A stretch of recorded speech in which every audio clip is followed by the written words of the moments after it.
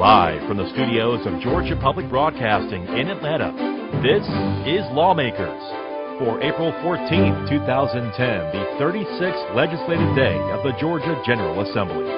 Here are your hosts.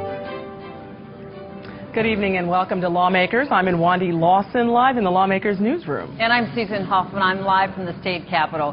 Coming up on tonight's program for you, the House grants passage to the fiscal year 2011 budget. The Senate has 4 legislative days left in the session to consider this enormous bill. And the Senate expands tax exemptions for CMOs servicing Medicaid contracts. But first, our top story tonight. The Senate gives final passage to the fee increase bill, which was amended gradually to eliminate the ad valorem property taxes over 5 years and included the hospital provider fee. Well, House Bill 1055 got off to a relatively easy start this morning, passing the Senate without much debate. On the motion for engrossment, the yeas are 33 and the nays are 13, and the motion for engrossment has passed. One of the first orders of Senate business this morning, a successful motion to engross House Bill 1055, preventing the Senate from making changes to the measure. This is where we're dealing with elections disclosure reports. Senator Greg Goggins highlighted some of the fees the bill would increase. A $500 increase to the cost of having a grain or a cotton warehouse inspected, new fees to register daycare centers, and a fee for lawmakers to file disclosure statements, and a hefty fine if they are late. To me, this section in itself is a good reason to vote, and it tells the people of our district and the people of this state that we're willing to hold ourselves to a much higher level. Senator Goggins said the measure would net an estimated $96 million in revenue to the state. The Senate passed the measure 44-9 and immediately transmitted it to the House. And after Senate passage on 1055, House Bill 1055, again the fee bill, it did move back to the House, where House leaders made 3 major changes to it this afternoon. First, they added House Bill 307, the hospital bed tax, to 1055. Secondly, they amended the bill to phase out the state portion of our property taxes over the next 5 years. Thirdly, they decided to give a tax break to seniors by eliminating the state income tax for Georgians 65 and older, also to be phased in over the next 5 years. Here's House Majority Jerry Keene, who orchestrated the changes. The coupling of the fee bill along with the hospital provider payment plan and 2 of the most significant tax reduction measures that we've had the opportunity to vote on in several years is a great opportunity for us to do something today we haven't had the opportunity to do all session, and that's to send some good news home. From the beginning of the session to now, it's been about cuts and reduction in services, but now here's something we can do to send a message to our voters and our citizens and taxpayers at home when they need it the most, is over the next 5 years you're going to have a little bit more money in your pocket because you're going to pay a little less in property tax. That's every property owner in Georgia. And for our seniors and those people who have worked, paid their taxes, educated their children, and in some cases their grandchildren, give them relief to allow them to live during those later stages of their life a standard of living that they need. I believe in terms of economic stimulus, this is about the greatest thing we can do for the state now to get this economy going forward. Doing it in a responsible 5-year phase-in is the right way to do it. It will help our budget in the short term, but more importantly, it will help our economy in the long term.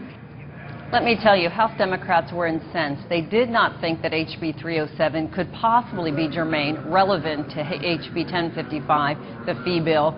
Plus, the tax breaks to property owners and seniors would mean a loss of $387 million in state revenues over 5 years, and there was no fiscal note attached, a must for such measures. Here's Representative Stacey Abrams challenging House leaders. Either this is characterized as a fee bill and thus should only include fees, or it is a tax bill and should be characterized as a tax bill and should only include taxes. I question the germaneness of a bill that includes both fees and taxes. We have not done this prior, and we should not be allowed to do this. Furthermore, OCGA 28542 clearly obliges this body to vote on bills only that have a significant fiscal impact only after receipt of a fiscal note. By virtue of the testimony provided by the Chairman of Ways and Means, this bill has a $387 million tax impact. If that is not significant revenue, I'm uncertain of what that language could possibly refer to. Speaker David Ralston ruled House Bill 307 was in fact germane to House Bill 1055. And Representative Keene reminded colleagues the fiscal notes for the tax breaks had been provided when similar bills had been presented in past sessions. The bill, again HB 1055, as amended, went immediately back to the Senate. And that's where things got pretty interesting, Susan. When the bill returned to the Senate, of course, as you mentioned, it now contained that 1.45% hospital provider fee, an elimination on retirement income tax, and a 5-year phase-out of the state's portion of property taxes. I remember when I was young, my children were young, my 4 children, and they would, very active, and they would get hurt. And I remember they would come to me or my wife, and I remember them saying to them, "Mommy, make it quit hurting. Mommy, please make it quit hurting." And I think that's what the 9.5 million Georgians are saying to us today. Make it quit hurting. Please make it quit hurting. And I submit to you that we have a plan here today that's going to do that. Senate Republicans said the combination of elements in this bill is good for Georgia. But the part I really like is what the House added with not the reduction, but the elimination of 2 taxes. Before voting in favor of the measure, Atlanta Democrat Senator Vincent Ford said this bill's benefits to Grady Hospital are too little, too late. I'll just put this out there. $30 million away from Grady, from the ICTF funds in 07, 35 in 08, and 39 in 09. That's $105 million. And you telling me you want to help Grady? Come on. Now, the measure did pass 39-12, marking final passage. After the vote, I asked Senate Majority Leader Chip Rogers whether the lateness of the hour prompted the passage of a bill with such disparate elements. And I also heard from Senate Democratic leaders that they still oppose the hospital tax.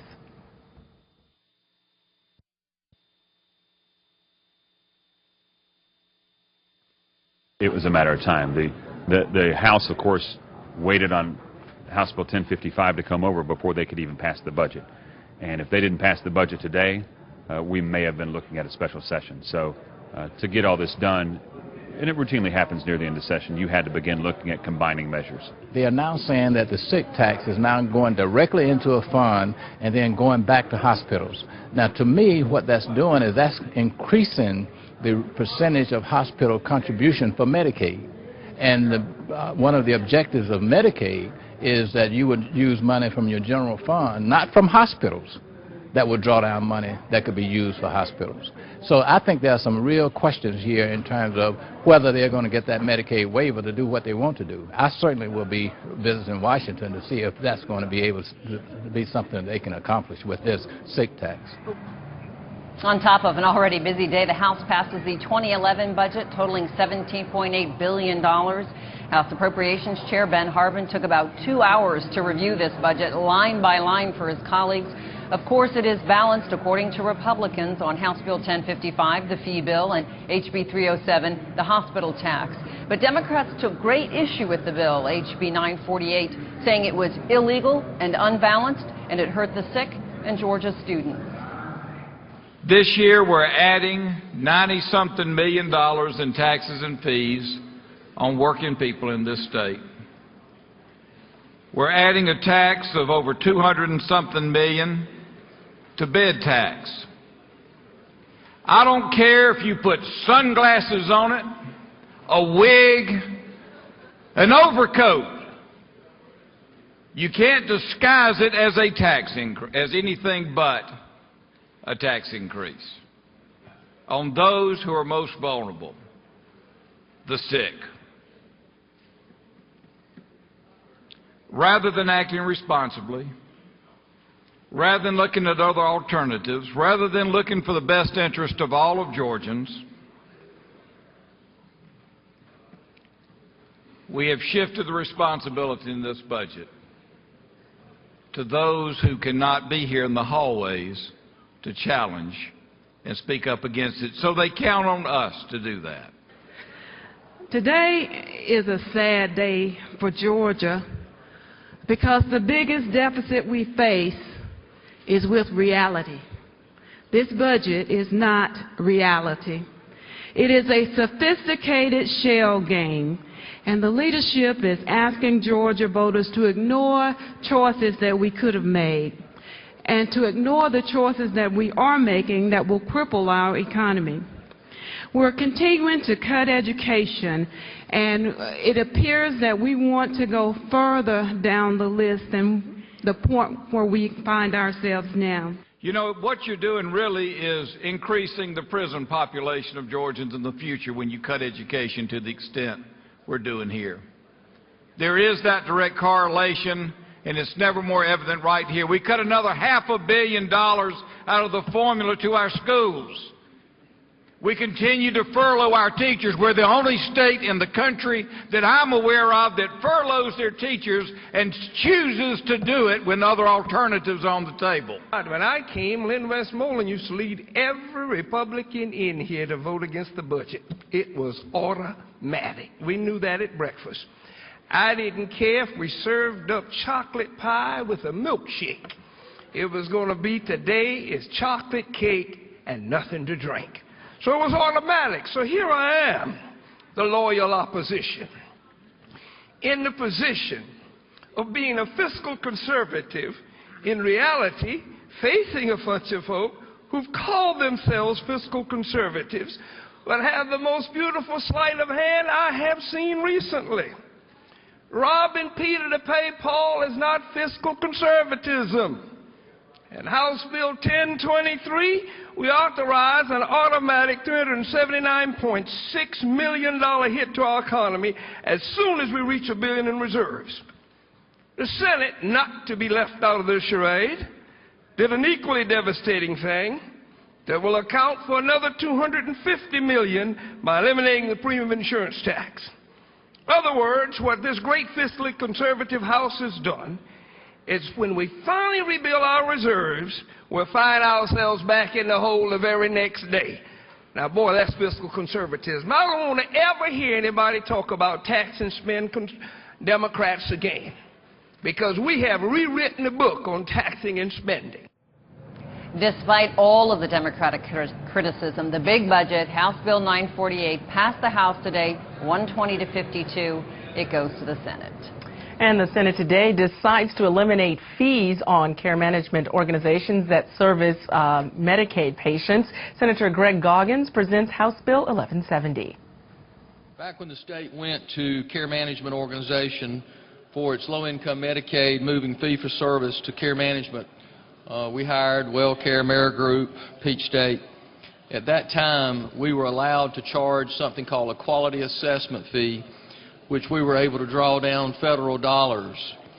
CMS has come with a ruling saying if you're going to charge the quality assessment fee to the government run, then you've also got to do it to private. And we've chosen not to do that. Senator Goggins says the measure will net the state $67 million. The vote of 41-7 marks final passage, sending that bill to the governor's office. In other news, the House okays a bill brought about by the state bar. According to House Judiciary Chair Wendell Willard, it is a temporary law until Congress can re-up a provision on just how much tax-free monies can be passed on to spouses and children when someone passes away. Here's Representative Willard. What happens today if somebody were to die this year without the federal government having reenacted a federal estate tax law? In many cases, all the property would pass outside of the wife receiving anything, in effect go to the children. This was not what was the intent of the provision of the law. So what we've been asked to do through the fiduciary law section of the state bar is to enact a law as a temporary measure, really, expecting that at some point in time Congress will come together, put back in place the provisions of the estate tax law that can again exercise this right of divisions. The bill, Senate Bill 461, passed 170 to 0. It passed by substitute, though. That means the House made changes. It goes back to the Senate. And passage by the Senate today of a measure requiring hospitals to offer free flu shots to employees drew fire from at least one senator who believes it's unfair to require any business to offer anything for free. House Bill 1179 is a public health measure. It requires that our hospitals in Georgia shall annually offer influenza vaccines to their workers that come in direct contact with patients. This helps protect your constituents from getting some of these influenzas as they go into your hospitals. There's nothing in here that requires any of the employees to take this test or to take these vaccinations, only that the hospitals offer it. If we're going to stand on principle here, if we're going to try to be consistent, then we should vote no to this bill, or else, you know, in my mind, we should keep quiet about what the federal government's doing on health care up there in Washington. I mean, you know, it's do as I say, not as I do. Okay, that don't work, folks. And House Bill 1179 passed by a vote of 38 to 10. Changes made in the Senate send that measure back to the House. And in other news in the Senate today, there was final passage of a bill that would ban synthetic marijuana in the state. Here's Senator Ed Harbison with House Bill 1309. The bottom line to this bill is that it is designed to outlaw and ban synthetic marijuana called cannabinoids, commonly known as K2 or other synthetic marijuana types.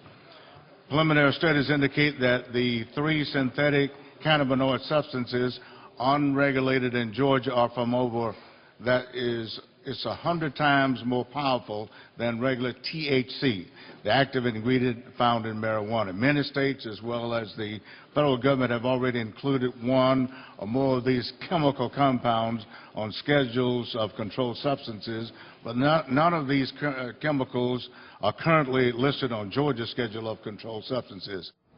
However, pending the governor's signature, they may be listed on that registry of controlled substances that are banned in the state. That measure did pass the Senate without opposition, 50 to 0, and goes to the governor's office. Representative Nikki Randall takes the House well this morning to plead with her House colleagues to support Senate changes to House Bill 903. That is the Georgia World Congress Center bill. The Senate added an amendment that would allow a 1-cent sales tax, part of the hotel-motel tax in Bibb County only, to go to the Halls of Fame in that area. There are 2 Halls of Fame, the Music Hall of Fame and the Sports Hall of Fame. They both need more funding, according to legislators from that area. Here's Nikki Randall. We've done everything anybody told us to do. We've jumped through every hoop. And now we're at the 9th hour and it still have not been able to find any relief. House Bill 903 is coming back, and it's the World Congress Center bill. And we've attached ours to that. And it's not going to hurt the World Congress Center. They're not intertwined at all. But they both will help Georgia. Just different parts of Georgia. So if I can get your help on that, the citizens of Macon and Bibb County will certainly appreciate it. Again, we've taken every liberty and jumped through every hoop that we were given to try to save our museums in Macon. I'm not saying that anything is wrong with anything being in Atlanta. I understand that Atlanta's the economic engine, but I do think that there should be some opportunities for other parts of Georgia to have state museums and just try to spread it out some. Representative Nikki Randall got her wish. The House did approve the changes. The bill, Senate bill, or House Bill rather, 903 passed the House late today as amended by the Senate. The measure goes to Governor Perdue. And in the Senate, a measure passed today to strengthen food processing standards, but some wondered whether House Bill 883 might be too permissive. We're just trying to ensure that we're capturing someone that knowingly, as what had happened last year, they shipped a product that they knew by test was infectious. And so we're saying that if they know it, we're dealing with a felony charge here. And that's what we're dealing with, that it's got a criminal penalty if they knowingly ship that product. And House Bill 883 did pass by substitute, sending that measure back to the House. And the House okays a bill that is really cleanup legislation from last session. The bill, SB 355, addresses who is responsible for the disposition of the body when someone passes away. Last year, they inadvertently left out paperwork needed for military directives. This bill simply adds it to the statute. Last year, as you may remember, we did a bill that set forth a general priority for the disposition of human remains. Unfortunately, we left out the DD Form 93, which actually every soldier, sailor, and airman have to fill out as to who they wish to handle their remains if they were to die in combat or die during any kind of service during our country. Each year they fill these out, and every time they're deployed they have to reaffirm that DD 93 form. This just remains the second priority other than the designated health care directive, which still remains as the #1 priority. The bill, Senate Bill 355, passed 169-0. It goes to Governor Perdue. And the Senate today agreed with the House that contracts should have the ability to have blue line provisions, or at least giving judges discretion over how they handle employment contracts, with the passage today of House Resolution 178. Our Constitution currently prohibits any kind of contract that restricts competition or encourages a monopoly. Last year we passed a bill that was the enabling legislation for this, that would allow the courts to enforce contracts that do restrict competition in the nature of employment contracts or restrictive covenants. This is a constitutional amendment to allow that. It's very narrowly drawn to allow courts some leeway if they want to reform a contract to make it constitutional as far as the duration of an employment contract, the geographic area, or the scope of the activities. And the Senate did pass the measure 48-0, had made some changes, however, though, and send that measure back to the House. The Senate also voted today to allow the university system some leeway in how it handles its bad debt. Here's Senator Seth Harp. That part of the bill allows the colleges or technical colleges or universities to write off from their accounts receivable amounts of funds that they deem uncollectible. That does not mean the debt goes away. The debt is still there, and the student who created that debt is liable to pay that. That person does not get a transcript, does not get a grade in the course, and does not have that, and the only way that person ever gets a transcript or a grade in the course is if they pay the debt that's due to the university system. And now another ad valorem tax story for you. With recent drops in real estate values, many feel that they are paying more than necessary for property taxes. Lawmakers are working to come up with a solution, though.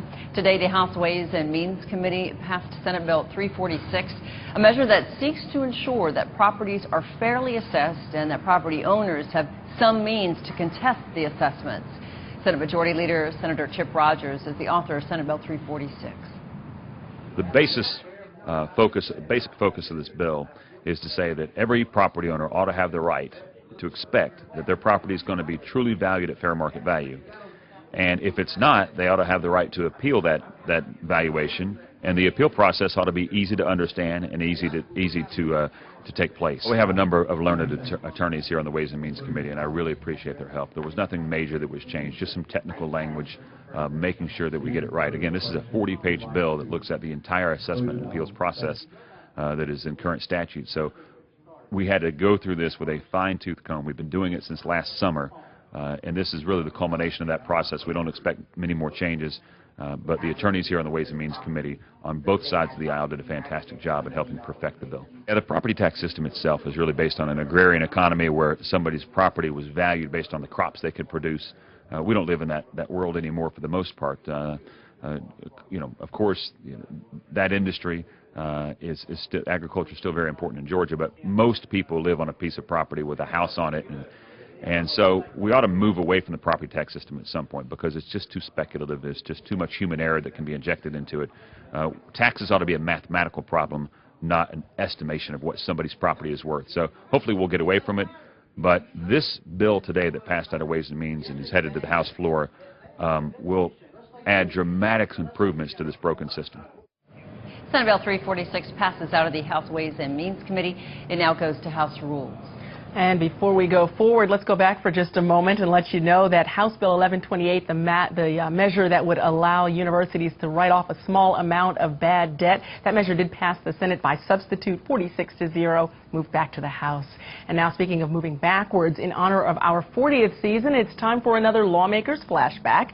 Last night you saw the House pass a controversial state flag bill. Well, in 2001, that was in 2001 when the bill passed. Tonight, the bill achieves final passage after impassioned debate in the Senate.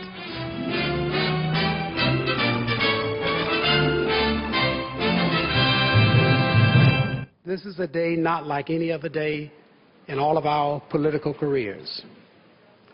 It may be one of the most important days in our state's history. I'm proud of this compromise and the new flag that it gave birth to, because it respects our heritage and our history, while enabling Georgia to keep its place as the leader of the New South. They are both valid ways to see the current flag, but my question is, who am I, and maybe who are you, to judge someone for voting their interpretation of this issue? The people who supported slavery waved the Confederate battle flag. The people who wanted to keep segregation waved the Confederate battle flag, and those who wanted to deny my people their civil rights waved the Confederate battle flag. Flags do have a meaning, a real meaning. They represent who we are and what we stand for. Then I started searching my soul, and I realized when I came back to Georgia in 1957 from overseas, that deep down inside, I was a segregationist. And if I'd been in the General Assembly in 1956, I would have voted to change the flag. I didn't see anything wrong with it deep down inside. But I want to say a special thank you to Tyrone Brooks, who has been fighting this issue for 20 years. Tyrone said all along that what he wanted was to develop a flag that united Georgia. HB 16, the flag bill, was passed 34-22. Governor Barnes wasted no time. It was signed into law the very next day. This has been a Lawmakers Flashback. And I certainly remember very well that debate sitting there in the Senate that day. If you want more Lawmakers flashbacks, remember to keep watching the 40th season of Lawmakers. And now we're going to just flash back to news from around, well, actually not flashback, flash forward to news from around the state with Ricky Bevington. Are you there, Ricky? Thank you very much. Hi there, and Wendy. I am here. Thank you, and good evening. As state agencies scramble for funds, closing North Georgia Jail is expected to save $500,000 this year. The Georgia Department of Corrections plans to close the 200-bed Northwest Probation Detention Center in Cedartown effective May 1st. The center houses 200 male detainees. They will be transferred to other facilities, and the 59 people who work at that center will be offered positions at other state facilities. Federal funds are coming to the state to help protect the largest snake in North America. It calls Georgia home. The threatened eastern indigo snake roams in South Georgia in an area around Fort Stewart. Well, the federal government is spending nearly $1.5 million to add 900 acres to already protected areas. The goal is to give the snake a little bit more room to move around in and hopefully increase its population. There's more Georgia News at our website. We're at gpb.org. Follow us on Twitter as well at GPB News. I'm Ricky Bevington. And Wendy, back to you. Thank you so much, Ricky. And of course, that's going to have to be our program for this, the 36th legislative day of the 2010 session. We'll be back with you on Tuesday. The legislature will be in recess. Until that time. I'm live from the Capitol. Good night, everybody. We'll see you next Tuesday, the 20th at 7 p.m. right here on GPB. Good night.